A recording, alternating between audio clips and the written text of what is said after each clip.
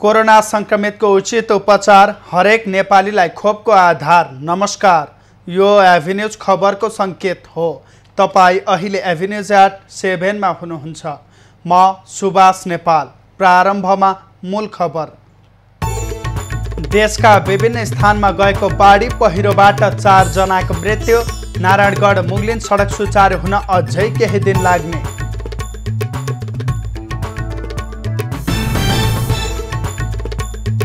भारतीय नहरका कारण पर्साका आधा दर्जन गाउँ डुबानमा। 800 घर परिवार वर्षेनी डुबानको समस्या भोग्न बाध्य। जम्मै क्षेत्रहरू डुबानमा पर्छ। यो इन्डियाको नहरले गर्दा।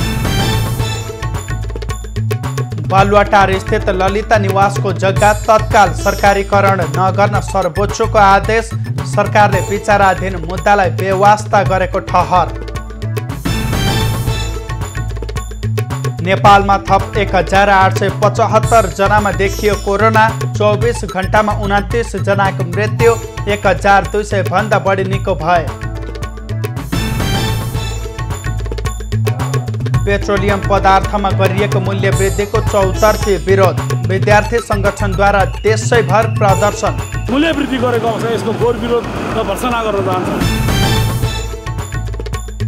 एमालेद्वारा कर्णाली प्रदेश सभाको बैठक लगातार अवरुद्ध। पार्टीबाट सरकारमा सहभागी मन्त्रीले राजीनामा नदिएसम्म चल्न नदिने अडान। र अमेरिकाका पूर्व राष्ट्रपति ट्रम्पद्वारा फेसबुक, गुगल र ट्विटर विरुद्ध मुद्दा दायर। आफ्नो व्यक्तिगत स्वतन्त्रता हनन गरेको आरोप। अब खबरको सिलसिला प्रारम्भ गरौँ दार्चुलामा पहिरो सम्बन्धी प्रसङ्गबाट। दार्चुलामा पहिरोले पुरिएर एकै परिवारका 2 सहित 3 जनाको मृत्यु भएको छ। दार्चुला प्रहरीका अनुसार जिल्लाको नौगाड गाउँपालिका 3 को चौखुट्टेमा अविरल वर्षासँगै आएको पहिरोले घर पुरिँदा एकै परिवारका हजुरआमा र नातिनीको मृत्यु भएको हो। पहिरोले घर पुरिँदा 72 वर्षीय गेउली ठगुन्ना र उनकी 3 महिनाकी नातिनी मन्जरी ठगुन्नाको मृत्यु भएको हो। प्रहरीका अनुसार नन्दु ठगुन्ना र गोठे टमटाको घरमा पनि क्षति भएको छ। त्यस्तै पहिरोमा परेर सोही ठाउँका 29 वर्ष लक्ष्मण सितौलीको पनि मृत्यु भएको छ। पहिरोमा परेर नौगाड गाउँपालिका 3 कै 18 वर्षीय हरमती ठगुन्ना सामान्य घाइते भएकी छन्। पहिरोले 32 किलोवाट क्षमताको खारखोला दोस्रो लघु जलविद्युत आयोजनाका संरचनाहरूमा पनि पूर्ण रूपमा क्षति पुर्याएको छ। बाढीले बगाएर खार र जामेर जोड्ने झोलुङ्गे पुल, 3वटा निर्माणाधीन आरसीसी पुल, 3वटा पानी घट्ट र 3वटा पिउने पानीको मुहानमा पनि क्षति पुर्याएको छ। उता पाल्पामा पहिरोले घर पुरिँदा 1 जनाको मृत्यु भएको छ। 1 बालक बेपत्ता भएका छन्। पहिरोमा परेर 7 जना घाइते भएका छन्। पाल्पाको 3औं गाउँपालिका 5 हिउँदे खोला गाउँमा पहिरो खसेको हो। पहिरोले 6 घर बगाएको छ र पहिरोले घर पुरिँदा 45 वर्षीय वीरबहादुर गुरुङको मृत्यु भएको प्रहरीले जनाएको छ। पहिरोले घर पुरिँदा सोही ठाउँकी पूजा परियारका 4 वर्षीय छोरा बेपत्ता भएका पाल्पा प्रहरीले जनाएको छ। पहिरोले हिउँदे खोलामा 6 घर बगाएको र 7 जना घाइते भएको स्थानीयवासीले बताएका छन्। पहिरोले स्थानीय नरबहादुर राणा, आकाश तामाङ, हरि दर्लामी, वीरबहादुर गुरुङ र रमेश परियारको घर बगाएको छ। पहिरोले सिद्धार्थ राजमार्ग समेत अवरुद्ध भएको छ। मनसुन सुरु भएसँगै विभिन्न ठाउँमा आएको बाढी पहिरोले राजमार्गहरू अवरुद्ध भएका छन्। मुगलिन नारायणगढ सडक खण्ड पनि पहिरोका कारण विगत केही दिनदेखि अवरुद्ध हुँदै आएको छ। नारायणगढ मुगलिन सडक खण्डको 4 किलो र सेती दोभानमा पहिरो खस्ने क्रम नरोकिँदा दैनिक जसो राजमार्ग अवरुद्ध हुने गरेको छ। उक्त सडक खण्ड अन्तर्गत दर्जन भन्दा बढी ठाउँहरूमा नेट जाली राखेपछि पहिरो झर्न रोकिएको छ। तर सेती दोभानमा भने सडक विस्तारको समयमा जोखिम क्षेत्र नदेखिएका कारण नेट जाली नराखेको तर अहिले निकै जोखिम रहेको सडक डिभिजन कार्यालय भरतपुरका इन्जिनियर शिव खनालले बताएका छन्। सडक डिभिजन कार्यालय भरतपुरले 2वटा लोडर र 1वटा ब्रेकरको प्रयोग गरी पहिरो हटाउने कार्य गर्दै आएको छ। सेती दोभानको पहिरो जति हटाए पनि माथिबाट पहिरो झर्न नरोकिएपछि मेसिनहरू उक्त क्षेत्रमा राख्ने गरिएको छ। सेती दोभानको पहिरोमा ठुला चट्टानहरू जुनसुकै अवस्थामा झर्न सक्ने जोखिम भएका कारण रातको समयमा सवारी आवागमनलाई रोक्ने गरिएको छ। नारायणगढतर्फ जाने सवारी साधनहरूलाई बेलुकी 7 बजे मुगलिन बजार र कुरिन्टारमा रोकिँदै आएको छ भने मुगलिनतर्फ आउने सवारी साधनलाई रामनगरमा रोक्ने गरेको छ। यसरी रोकिएको सवारी साधनलाई बिहान 7 बजेपछि मात्र छाडिने गरेको बताइएको छ। र यसै विषयमा थप जानकारी दिनका लागि यति बेला चितवनको मुगलिनबाट हाम्रो टेलिफोन सम्पर्कमा हुनुहुन्छ हाम्रा संवाददाता विनोद श्रेष्ठ। विनोद, मुगलिन नारायणगढ सडक खण्डको पछिल्लो अवस्था के छ, जानकारी गराउनुहोस्। सुभाष, मुगलिन नारायणगढ सडक खण्ड यतिखेर जुन सेती दोभानमा खसेको पहिरो अहिले हटाएर एकतर्फी सवारी आगमन भएको छ, सञ्चालनमा रहेको छ। तर माथिबाट पहिरो झर्न सक्ने भएका कारणले गर्दाखेरि अहिले 7 बजेपछि सवारी सञ्चालनमा चाहिँ रोकिएको छ। मुगलिङबाट नारायणगढतर्फ प्रवेश गर्ने सवारी साधनहरूलाई चाहिँ मुगलिङमा रोकिएर राखिएको छ भने नारायणगढबाट मुगलिङतर्फ आउने सवारी साधनलाई चाहिँ रामनगरमा रोकिएर राखिएको छ। सुभाष, हामी केही बेर अगाडि पहिरो झरेको ठाउँमा बसिराख्दा त्यहाँ पुगिराख्दाखेरि त्यो ठाउँमा जुन पहिरो झर्ने ठाउँ छ त्यहाँनिर धेरै चट्टानहरू पहिरोमा अड्किएको अवस्थामा छ। जतिखेर पनि त्यो चट्टानहरू तल खस्न सक्ने सम्भावना उत्तिकै रहेको छ। त्यहाँनिर जुन एकैछिनमा खसेको पहिरो केही बेर सवारी साधनहरूलाई रोकेर त्यहाँ राखिएका 3वटा मेसिनहरूले केही बेर पहिरो हटाएर एकतर्फी सवारी सञ्चालनमा गरिरहेको अवस्थामा त्यहाँनिर जतिखेर पनि ढुङ्गा लाग्न सक्ने भएको कारणले गर्दाखेरि प्रहरीहरूले त्यहाँनिर एकतर्फी सवारी साधनलाई 5-5 मिनटको फरकमा चाहिँ सवारीहरू सञ्चालन गरिरहेको छ। हामीले केही बेर अगाडि त्यही हेर्न आएका जुन सडक डिभिजन कार्यालयका इन्जिनियर शिव खनालसँग हामीले केही कुराकानी गरेका थियौँ। जुन यो मुगलिन नारायणगढ सडक खण्ड विस्तार गर्दाखेरि जुन पहिरोको जोखिम रहेका क्षेत्रहरू छन् प्राय सबै ठाउँमा चाहिँ नेट जाली राखेर चाहिँ पहिरो रोकथामको कार्य गरेको भनेर उहाँले हामीलाई जानकारी दिनुभयो। जुन अहिले यो सेती दोभानमा खसेको पहिरो थियो यो चाहिँ कुनै पनि त्यो बेलामा सडक विस्तारको समयमा यहाँनिर चाहिँ त्यस्तो जोखिम नभएको, तर अहिले चाहिँ यो माथि जुन यो पहिरोको बीच भागमा चाहिँ एउटा ठुलो मूल फुटेको कारणले पानी बगिरहेको कारणले गर्दाखेरि त्यहाँबाट पहिरो झरिरहेको भनेर चाहिँ हामीलाई चाहिँ उहाँले जानकारी दिनुभएको थियो। सुभाष, विनोद, उहाँले यसो बताइरहँदाखेरि जुन सडक बनाउने क्रममा विस्तार गर्ने क्रममा चाहिँ अनुसन्धान अध्ययन नपुगेको हो भन्न सकिन्छ।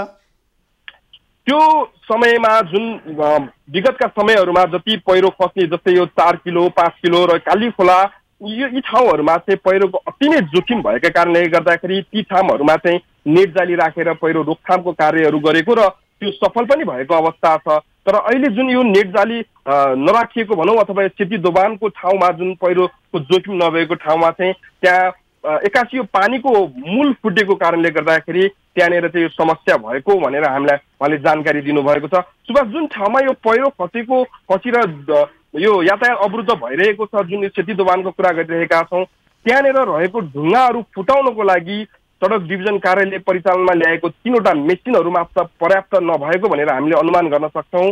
त्यहाँनिर जुन माथि अड्किएर बसेको ढुङ्गा छ जुन जतिखेर पनि खस्न सक्छ र सवारी साधनमा लागेर त्यहाँ सवार रहेका यात्रुहरूलाई धनको क्षति जतिखेर पनि हुन सक्छ, त्यसलाई जति सक्दो चाँडो स्रोत र साधनको प्रयोग गरेर ती ढुङ्गाहरूलाई खसाएर हटाउन सकेको खण्डमा यो यात्रा चाहिँ यो राजमार्ग भएर गर्न सहज हुने देखिन्छ।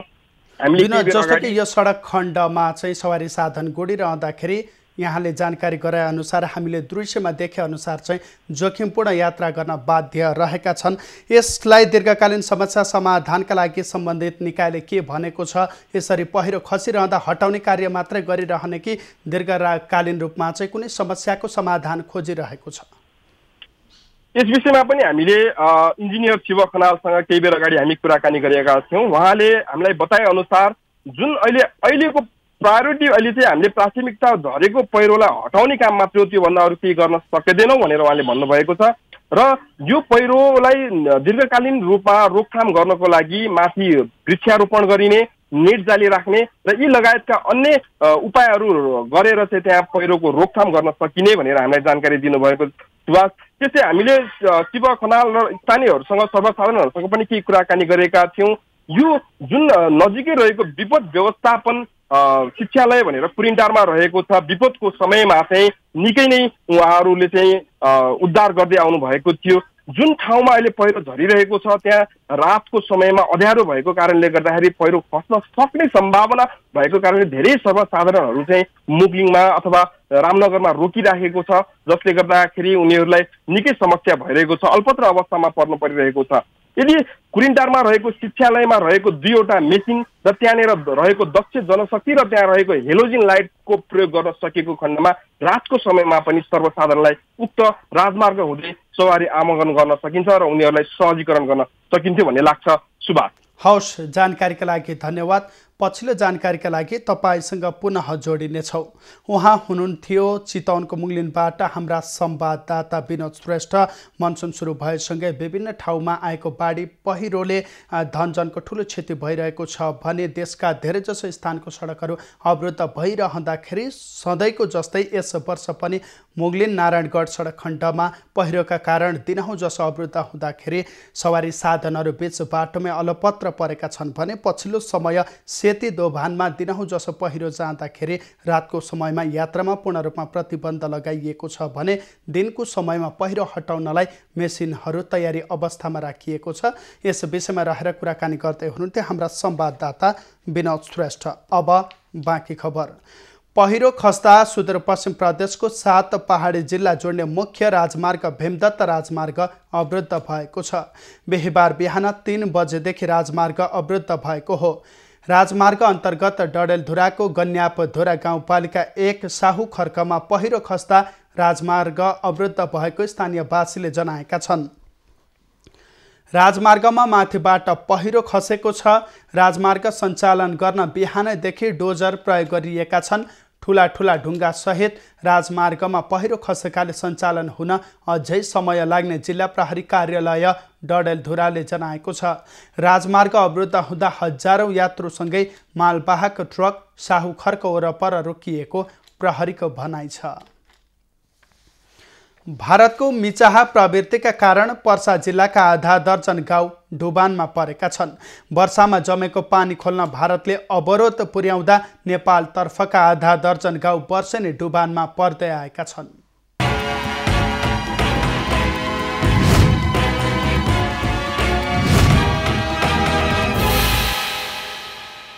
भारतले सीमा क्षेत्रमा निर्माण गरेको नहरका कारण वर्षाको पानी नेपालतर्फ जम्दा पकाहा, मैनुर, धोरे, भेलाहा, अमरपट्टी र भौवा गाउँ डुबानमा पर्दै आएका छन् भने करिब 800 घर परिवार वर्षेनी डुबानको समस्या भोग्न बाध्य छन्। भारतको भूभागमा पर्ने घोडासहनको नहरको कारण साइफन बनाउन नदिँदा आफूहरू डुबानमा पर्ने गरेको स्थानीयको भनाइ छ। समस्याबारे प्रदेश 2 सरकारको ध्यानाकर्षण गराउँदा पनि सुनुवाई नभएको उनीहरूको गुनासो छ। अब बारिश हुन्छ, इन्डियाको यो नहर छ, नदीले पानी छोड्छ, इन्डियाको नहर छ, नहरले पानीलाई छेक दिन्छ, पानी पास हुँदैन। अनि यो धोबियाटला गाउँ लगायत सबै ठुवा उतातिरको गद्यानी, भेडियारी, तपाईँको लावर थकरी, खेसराहा, भेलाहा, पकाहा, धोरे जम्मै क्षेत्रहरू डुबानमा पर्छ। यो इन्डियाको नहरले गर्दा, यो घोडासन क्यानालले गर्दा। साइफन निर्माणका लागि आग्रह गर्दा भारत सरकार र वीरगञ्जमा रहेको भारतीय महावाणिज्य दूतावासले वास्ता गरेका छैनन् भने भारतीय सीमा सुरक्षा बल एसएसबीले अवरोध गर्ने गरेको छ। जुन भारतको एसबी जो बोर्डर सिक्युरिटी फोर्स छ त्यो अलिकति दादागिरी गरिरहेको छ। अब हामी आफ्नो गाउँमा आफ्नो घर बनाएर बसेका थियौँ, त्यहाँको बाटो बनाउँदाखेरि म कहाँ पनि अहिले भर्खरै केही दिन अगाडि कम्प्लेन आएको थियो। गाउँपालिकाको बजेटले वार्डमा बाटो बनाएका थियो, त्यो बाटो बनाउन नदिई अवरोध गरेको थियो। 2 देशबीचको समस्या भएकाले कूटनीतिक पहल गरी समस्या समाधान गर्नुपर्ने प्रशासनको भनाइ छ। हाम्रो चाहिँ डिस्ट्रिक्ट लेभलको मिटिङ हुँदाखेरि पालिको डिएम साहबहरूसँग हामी त्यो कुरा उठाउँछौँ र हामीले त्यहाँ भएको समस्या यस्तो रहेछ, कम्तीमा चाहिँ पानी जाने साइफन लगायतको व्यवस्था गरेर त्यो पानीको निकास भइदियो भने त्यो जमिन त्यताको चाहिँ जमिन डुबान हुने थिएन भन्ने खालको कुरोहरू हामी राख्छौँ। र सेक्युरिटीको लेभलमा अब त्यहाँ चाहिँ लोकली लेभलमा त्यहाँको स्थानीय स्तरमा कुरा भइरहेको अवस्था पनि छ। सबैभन्दा बढी डुबान हुने क्षेत्रमा दलित र मुस्लिम समुदायको बस्ती रहेको छ। वीरगञ्ज ब्युरोको रिपोर्ट।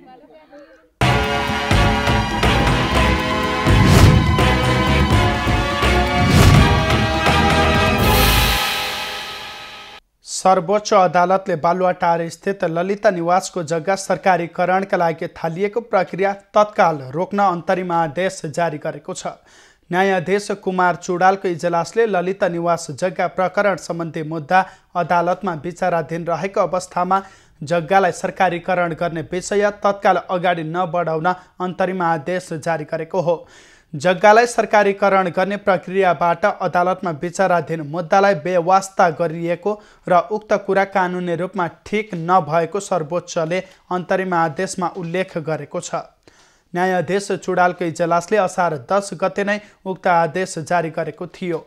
भाटभटेनी डिपार्टमेन्टल स्टोरका मालिक मिनबहादुर गुरुङकी बुहारी सरला गुरुङका तर्फबाट दायर गरिएको रिटमा सर्वोच्च अदालतले यस्तो आदेश जारी गरेको हो। सरकारले बालुवाटार स्थित ललिता निवासको अतिक्रमित जग्गा सरकारीकरण गर्ने भन्दै जेठ तेस्रो साताबाट प्रक्रिया थालेको थियो। भूमि सुधार तथा मालपोत कार्यालय दिल्ली बजारले जेठ 23 गतेको गोरखापत्रमा सूचना प्रकाशित गर्दै जग्गा सरकारीकरण गरिने भनेको थियो। दिल्ली बजार मालपोत कार्यालयले 21 दिने सूचना जारी गरी ललिता निवासको सरकारी जग्गा व्यक्तिको नाममा दर्ता गरेका र तिनीहरूबाट किनेका जग्गा धनीहरूलाई त्यो जग्गामा आफ्नो हक दाबी गर्ने भए आधार र कारण सहित उपस्थित हुन भनेको थियो। नेपालमा बिहिबार थप 1875 जनामा कोरोना संक्रमण पुष्टि भएको छ। देशभर गरिएको 5374 पीसीआर परीक्षणका क्रममा 1275 र 5130 एन्टिजेन परीक्षणका क्रममा 657 जनामा कोरोना पुष्टि भएको हो। यो सँगै नेपालमा कोरोना संक्रमितको संख्या 6,92,849 पुगेको छ। त्यस्तै कोरोनाका कारण पछिल्लो 24 घण्टामा 29 जनाको मृत्यु भएको छ।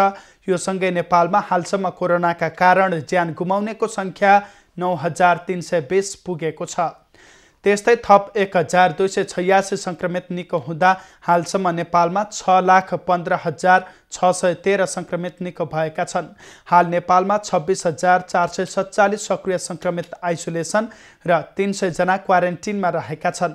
हालसम्म 33,96,753 वटा नमुना पीसीआर र 2,22,551 वटा नमुना एन्टिजेन विधिबाट परीक्षण गरिएको स्वास्थ्य तथा जनसङ्ख्या मन्त्रालयले जानकारी गराएको छ।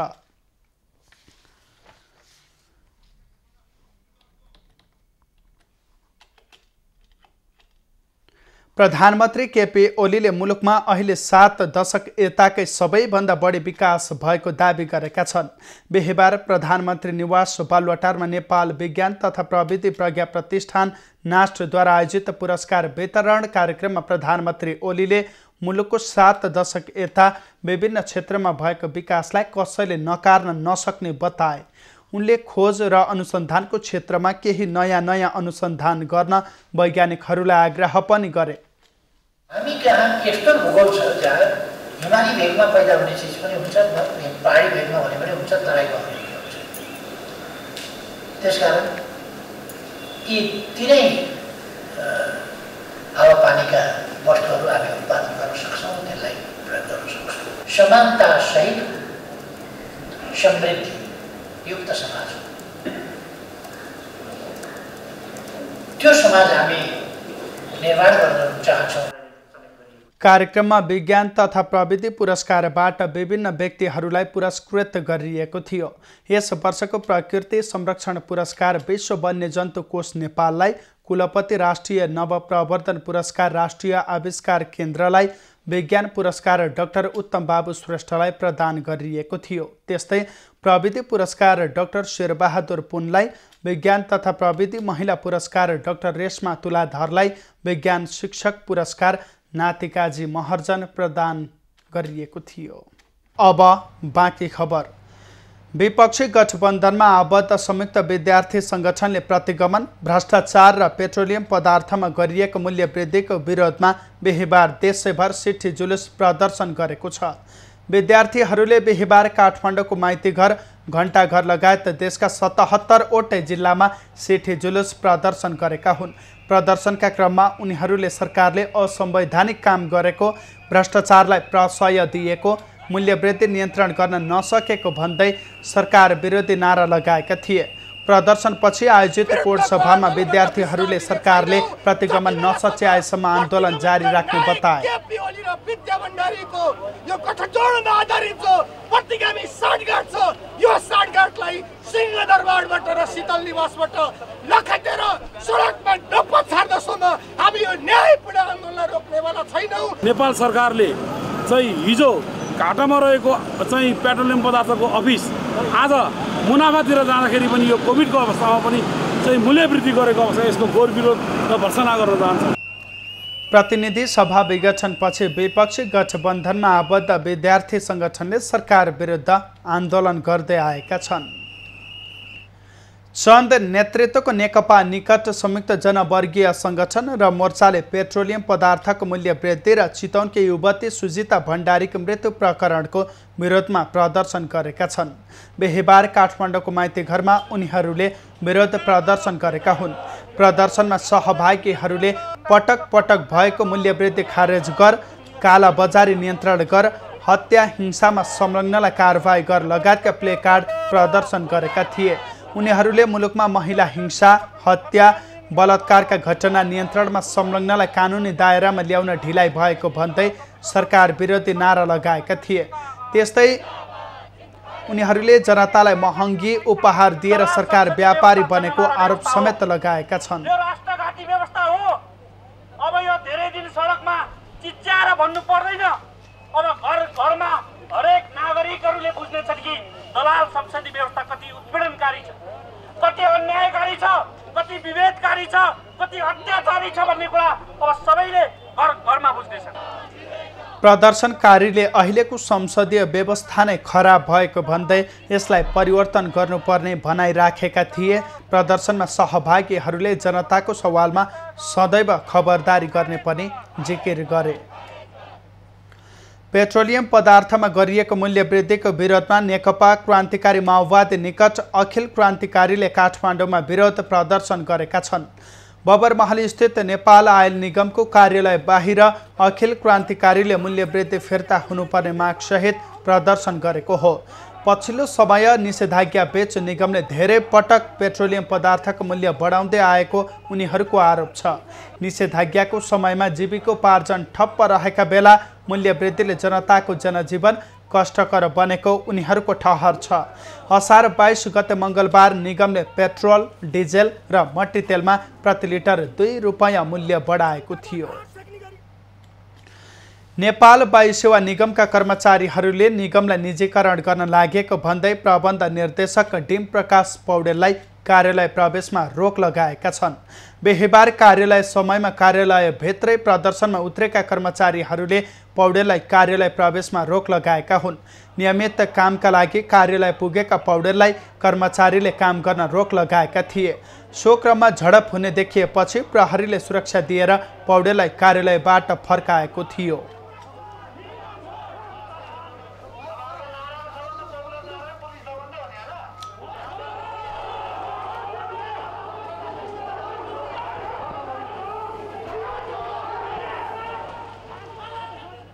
निगमका 3वटा कर्मचारी सङ्गठनले निगमलाई निजीकरण गर्ने निर्णय फिर्ता नलिएसम्म आफूहरूको आन्दोलन पनि फिर्ता नहुने भन्दै प्रदर्शन जारी राखेका छन्। कर्मचारीहरूले निगमको सम्पत्तिको कम मूल्याङ्कन गरेको, सम्बन्धित मन्त्रालय तथा कर्मचारीलाई छल्दै निगम बेच्ने रणनीति बनाएको आरोप लगाउँदै आएका छन्।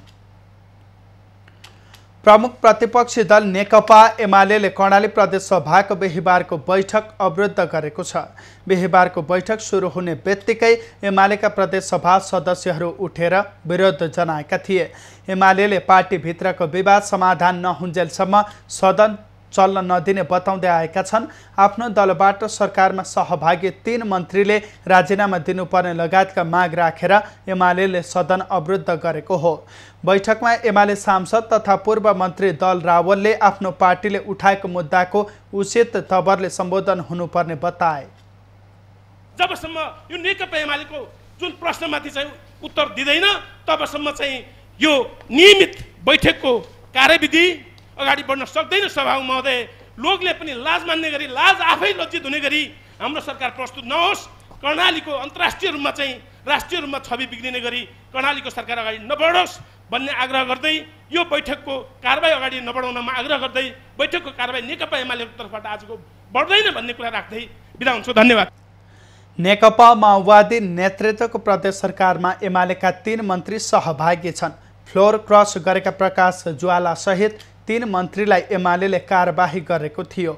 जेठ 27 गते सर्वोच्च अदालतले पदमुक्त भएका 4 जनालाई एमाले सांसदको रूपमा पदमै रहन अन्तरिम आदेश दिएपछि एमाले संसदीय दलको बैठकले मन्त्रीबाट फिर्ता आउन निर्देशन दिएको थियो। यद्यपि 3 जना मन्त्री सरकारबाट फिर्ता भएका छैनन्।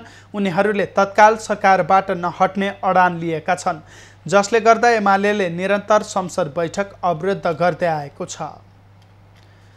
नेपाली कांग्रेसका 50,000 कार्यकर्ताले आफ्नो क्रियाशील सदस्यता नवीकरण गरेका छैनन्। 5 वर्ष अघि 13औं महाधिवेशनमा क्रियाशील रहेका 50,000 कार्यकर्ताले यसपटक नवीकरणका लागि आवेदन नदिएका हुन्। यति ठूलो संख्यामा क्रियाशील सदस्यता नवीकरण नभएपछि क्रियाशील सदस्यता छानबिन समितिले खोजी गरेको छ। भदौ 16 देखि 19 गतेसम्म हुने 14औं महाधिवेशनका लागि नेता रमेश लेखक नेतृत्वको क्रियाशील सदस्यता छानबिन समितिले काम गरिरहेको छ। कांग्रेसको 13औं महाधिवेशनमा कांग्रेसका क्रियाशील सदस्य 4,70,000 थिए, तर यसपटक त्यसमध्ये जम्मा 4,20,000 जनाले मात्रै नवीकरण गरेका छानबिन समितिका प्रवक्ता प्रदीप पौडेलले जानकारी दिए। अहिलेसम्म मेरो विचारमा 50,000 को हाराहारीमा नवीकरण चाहिँ भएको छैन पुरानो संख्यासँगै ट्याली गर्दा। अब त्यसमा चाहिँ कतिपय मृत्यु भएको संख्या पनि हुन सक्छ, कतिपय अब विदेश गएको पनि हुन सक्छ, अब कतिपय चाहिँ अब जागिर अथवा अरू विभिन्न कारणले इन्ट्री गर्न नमिल्ने पनि हुन सक्छ, कतिपयले चाहिँ कांग्रेसकै सदस्यता त्यागेको पनि हुन सक्छ। क्रियाशील सदस्यता नवीकरण नहुनुको कारण मृत्यु, विदेश गएको र बाँकी धेरैमा पार्टीप्रति आकर्षण नभएको हुन सक्ने अनुमान गरिएको छ। कांग्रेस कार्यकर्ताले सदस्यता नवीकरण नगर्नु समीक्षा र खोजीको विषय बनेको पौडेलले बताए। 18 देखि 40 वर्ष उमेर समूहका नयाँ सदस्यहरूको संख्या 45% छ। यत्रो धेरै युवाहरू आकर्षित भएको यो बेलामा पहिल्यै सदस्य भइसकेकाहरूले किन छोडे त? यत्रो धेरै चाहिँ पुरा क्रियाशील सदस्यता पाइएन भनेर लिनका निम्ति एकदमै धेरै चाहिरहेको अवस्थामा भइरहेकाहरू किन छोडे त? त्यो कुरा चाहिँ हामीले समीक्षा गर्नुपर्छ। देशभरका 500 भन्दा बढी ओडामा देखिएको विवाद मध्ये 200 ओडाको विवाद समाधान भएको समितिले जनाएको छ। 6,743 ओटा मध्ये करिब 200 ओटामा नयाँ क्रियाशील वितरण सच्याउन माग गर्दै उजुरी दर्ता भएका छन्। समितिले समाधान निकाल्नै नसक्ने खालका उजुरी रहेको खण्डमा त्यसलाई शीर्ष नेताहरूको जिम्मेवारीमा दिइने भएको छ। शीर्ष तहमा पनि सहमति जुट्न नसके ती स्थानमा पुरानै प्रतिनिधि कायम गरी महाधिवेशन गर्ने निर्णय पार्टीले गरेको छ। त्यस्तै समितिले सहमतिमा मात्र निर्णय गर्ने भएको छ। बहुमतको आधारमा निर्णय गर्ने अधिकार समितिलाई छैन। एभिन्यूज खबरका लागि शीतल रिजाल, काठमाडौँ। संक्रामक रोगबाट प्रभावितहरूका लागि दिइने राहत तथा पुनर्स्थापना सम्बन्धी प्रावधान ऐनमा स्पष्ट व्यवस्था हुनुपर्नेमा सांसदहरूले जोड दिएका छन्। सांसदहरूले संक्रामक रोगपछि राहत तथा पुनर्स्थापना गर्ने निकायमा अस्पष्टता भएको भन्दै राहत तथा पुनर्स्थापनाको प्रावधान ऐनमा स्पष्ट रूपमा उल्लेख गर्नुपर्ने बताएका हुन्। बिहिबार राष्ट्रिय सभा अन्तर्गतको विधान व्यवस्थापन समितिको बैठकमा सांसद डाक्टर विमला राई पौड्यालले राहत र पुनर्स्थापनाको प्रावधान प्रष्ट रूपमा आउनुपर्ने बताइन्।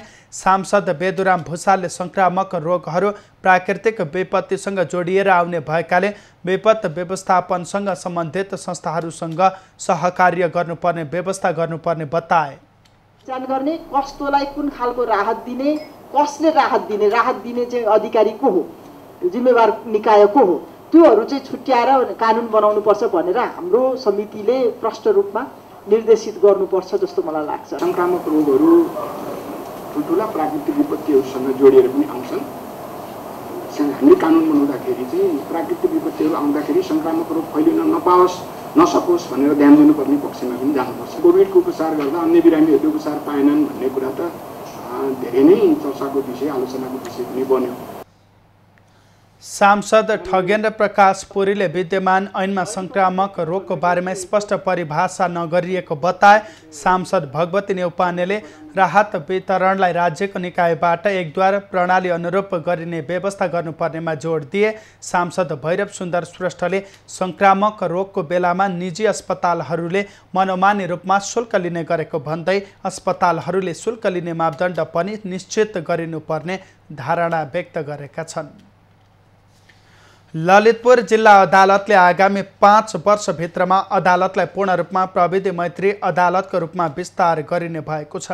बिहिबार ललितपुर अदालतलाई पोकामा मिसिल बाँधेर राखिने परम्परागत पद्धतिमा सुधार गरी 5 वर्षभित्रमा पूर्ण रूपमा प्रविधि मैत्री अदालतको रूपमा विस्तार गरिने भएको हो।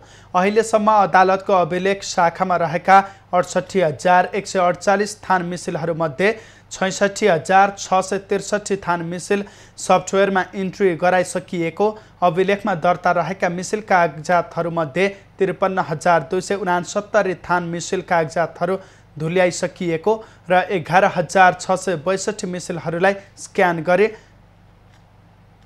राखिसकिएको समेत बताइएको छ। मिसिल कागजातहरू कानुनी प्रक्रिया बमोजिम हामीले धुल्याइसकेका छौँ। बाँकी मुद्दाहरू 5 वर्षभन्दा यताको मुद्दा धुल्याउन पाइँदैन, त्यो 5 वर्षको मात्र बाँकी छ र 11,662 मिसिलहरूलाई स्क्यान गरी डिजिटाइज गरिसकिएको। ललितपुर जिल्ला अदालतमा 2078 साल जेठ मसान्तसम्म अदालतमा जिम्मेवारी सरेका 1855 मुद्दामध्ये 966 मुद्दा फर्चेट भएको र 889 मुद्दा फर्चेट हुन बाँकी रहेको छ। त्यस्तै यस आर्थिक वर्षमा दर्ता हुन आएका 2001 मुद्दामध्ये 640 मुद्दा फर्चेट भएका र 1361 मुद्दा फर्चेट हुन बाँकी रहेको जानकारी दिएको छ। दर्ता हुन आएका 2001 मुद्दामध्ये 640 अर्थात् 32% फर्चेट भई 1361 फर्चेट हुन बाँकी रहेको अवस्था देखिन्छ। समग्रमा ललितपुर जिल्ला अदालतले 3856 मध्ये 1606 अर्थात् 42% मुद्दा फर्चेट गरेको छ। ललितपुर जिल्ला अदालतले मेलमिलाप मार्फत मुद्दाको मिलापत्र गराउने कामलाई प्राथमिकतामा राखेको छ। यस आर्थिक वर्षमा 547 वटा मुद्दा मेलमिलापमा पठाइएकोमा 108 वटा मुद्दा मेलमिलाप भएका थिए। एकैपटक धेरैले मोबाइलको IMEI नम्बर दर्ता गर्न खोजेपछि प्रणालीमा समस्या आएको छ। नेपाल दूरसञ्चार प्राधिकरणले एकैपटक धेरैले मोबाइलको IMEI नम्बर दर्ता गर्न खोजेपछि प्रणालीमा समस्या आएको जनाएको छ। अवरुद्ध प्रणाली सञ्चालन भएमा भने विदेशबाट ल्याएका मोबाइलको IMEI अनिवार्य रूपमा दर्ता गर्नुपर्नेछ, अन्यथा मोबाइलबाट उपलब्ध सेवा सञ्चालन नहुने प्राधिकरणले जनाएको छ। MDMS सिस्टम लागू भई सबै मोबाइलहरूको IMEI नम्बर चाहिँ रजिस्ट्रेसन गर्नुपर्ने व्यवस्थाको लागि सबैलाई सूचित गरेको थियो। तर त्यो IMEI नम्बर रजिस्ट्रेसन गर्नको लागि अहिले हाम्रो सफ्टवेयरमा प्राविधिक समस्या भएको कारणले गर्दाखेरि त्यसमा सबैजनाले रजिस्ट्रेसन गर्न सकिरहेको छैन। त्यो सेवा चाहिँ अवरुद्ध भएको छ। यसको जानकारी हामी सर्वसाधारणलाई विज्ञप्ति मार्फत पनि जानकारी गराइसकेका छौँ।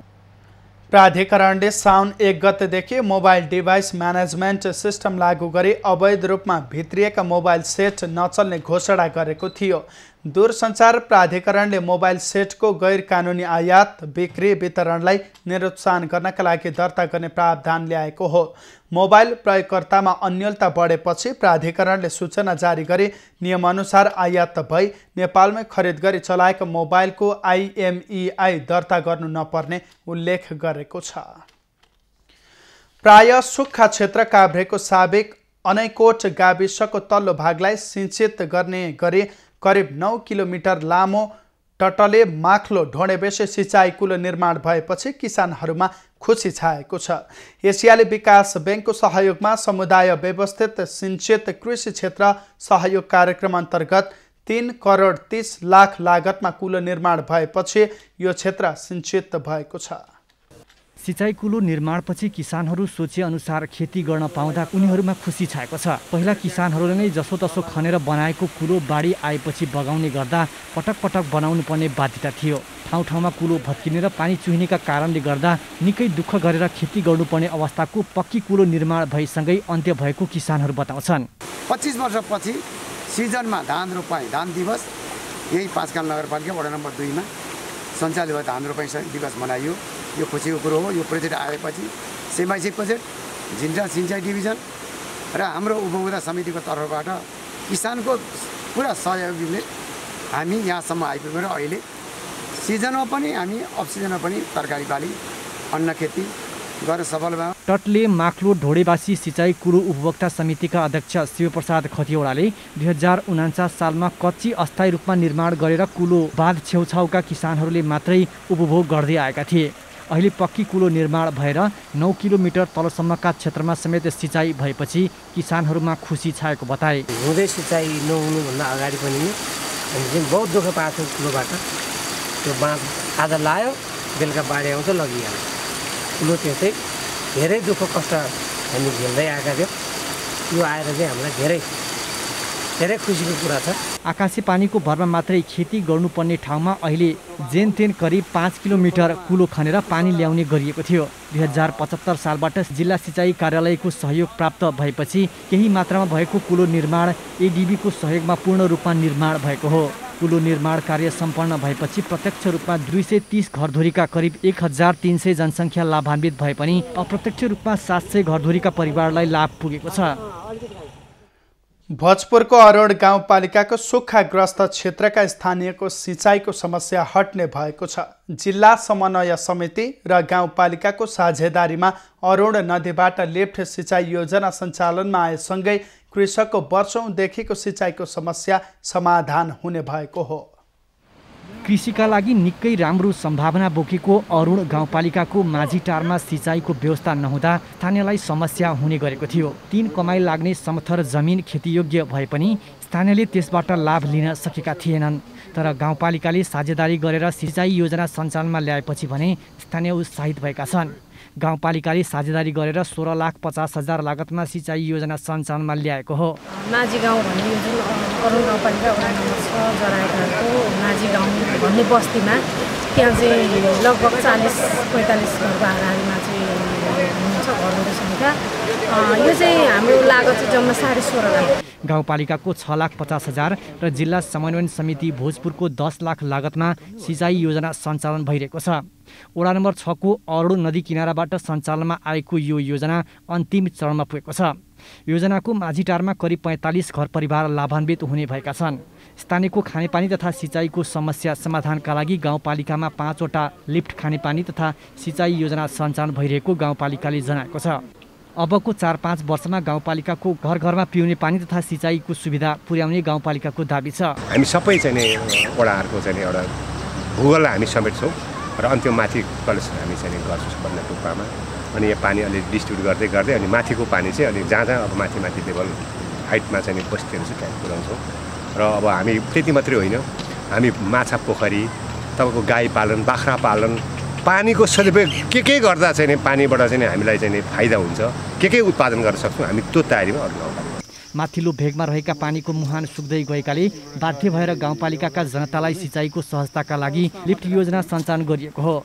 डाँडामा भएका बस्तीका लागि लिफ्ट बाहेक अन्य विकल्प नभएपछि अरुण नदी किनारबाट लिफ्ट योजना सञ्चालन गरिएको गाउँपालिकाको भनाइ छ।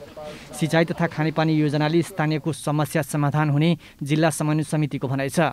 2-3टा जति चाहिँ लिफ्ट सिस्टमको चाहिँ खानेपानी सञ्चालन गर्न एकदम तयारीमा लागिरहनु भएको छ। त्यो तयारी मध्ये लिफ्ट सिस्टमको चाहिँ एउटा खानेपानीमा चाहिँ हाम्रो जिल्ला समन्वय समितिको पनि पैसा चाहिँ लगानी भएको र त्यसलाई चाहिँ अब चाहिँ केही समय अगाडि नै चाहिँ खानेपानी जहाँसम्म पुर्याउनु पर्ने पुर्याइसकेको, तर चाहिँ अहिले प्राविधिक रूपमा चाहिँ अलिकति चाहिँ के अरू चाहिँ सुधार गर्नुपर्ने भनेर चाहिँ त्यसलाई रोकाएको रहेछ। लिफ्ट सिँचाइ योजनाले त्यहाँका स्थानीयको वर्षौंदेखिको पानीको समस्या समाधान हुनेछ भने उत्पादकत्वमा समेत वृद्धि हुने देखिएको छ।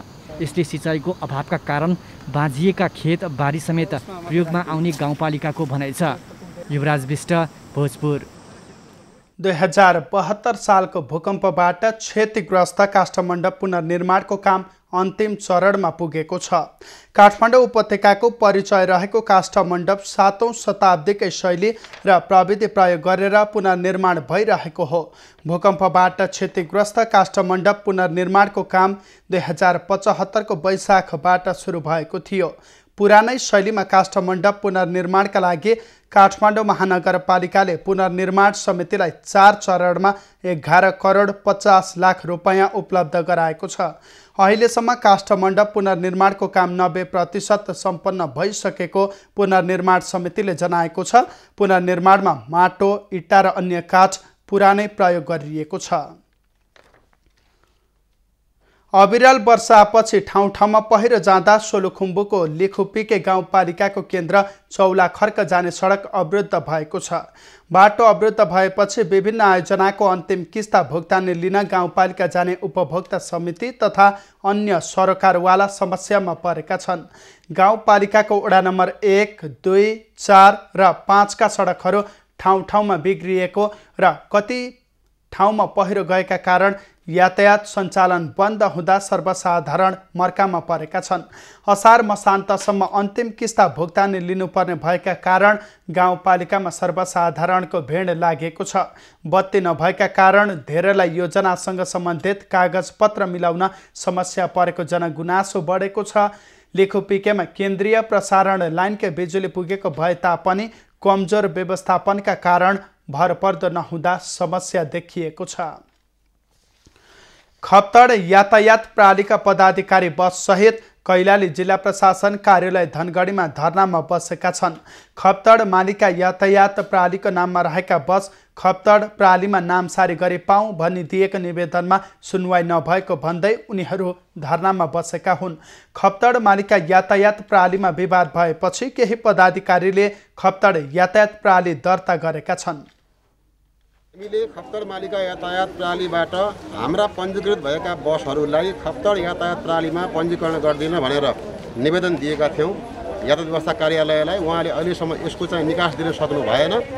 यातायात व्यवसायीहरूले वा लगानीकर्ताहरूले एक ठाउँबाट आफ्नो बसलाई अन्यत्र लगी स्वतन्त्रपूर्वक चाहिँ व्यवसाय सञ्चालन गर्न पाउने अधिकारको हनन भएको हामीले महसुस गरेका छौँ। जिल्ला प्रशासन कार्यालयले भने दुवै पक्षलाई राखेर छलफल भइरहेको र समस्याको समाधान चाँडै हुने बताएको छ। दुईटै समझदारीमा आउनुभयो भने भोलि केस टुङ्गिएला। अब उहाँहरू दुईटैले अब समझदारीमा आउनु भएन भने अब यसलाई अब फरक ढङ्गले हेर्न पर्ने अवस्था होला आफ्नो ठाउँमा छ। तर अब धेरै ठुलो जस्तो यो उहाँहरूको कुरा सुनिरहँदा दुईटैको धेरै ठुलो जटिल अवस्था केही पनि होइन। यो दुईटैको जुङ्गाको लडाइँ मात्रै हो। उहाँहरू दुईटै समझदारीमा आउन जरुरी पनि छ। यातायात व्यवसाय बीच विवाद भएपछि खप्तड मालिका यातायात प्रणाली फुटाएर एक समूहले खप्तड यातायात प्रणाली दर्ता गरेपछि विवाद बढेको छ।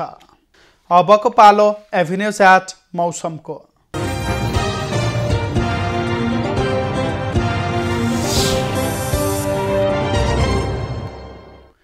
पछिल्लो 24 घण्टामा देशका धेरैजसो स्थानमा वर्षा भयो।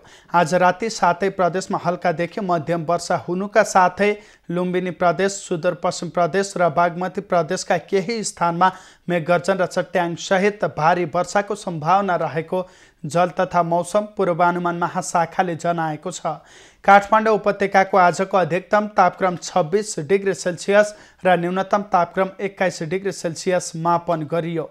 आज देशभरको मौसम कस्तो रहे त हेरौँ देशका विभिन्न स्थानको मौसमी अवस्था।